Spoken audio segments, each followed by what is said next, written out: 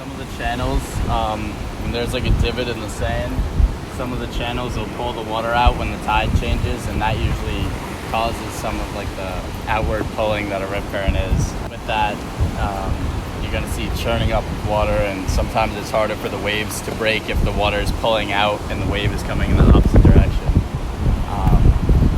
And yeah, you can kind of see like more white water and more ripples in the water as it's going out.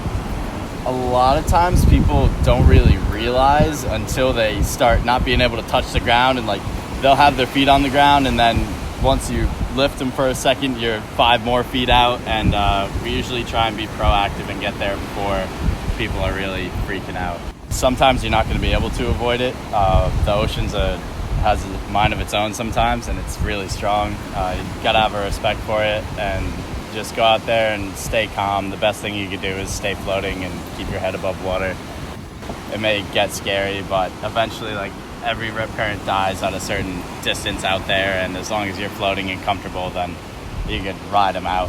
A lot of times we'll be able to swim a little bit sideways, and then, or even by the time we get to them, they might be at the end of the rip current, so we just kind of swim around it. I guess raising awareness just comes to people who experience it pretty often. Definitely, like, I would recommend people coming to the ocean, and especially with kids, like making sure they're comfortable in the water. Like coming up and just talking to a lifeguard. Like, we're out here 5 days a week and see it all the time, so like just getting more knowledge on it, like talking to people who do experience it, and like some days you might even be able to point one out. Like, they're small, they're not always massive and deadly. It's definitely terrifying if you're not comfortable out there. That's really all it is just putting in hours hanging out at the beach.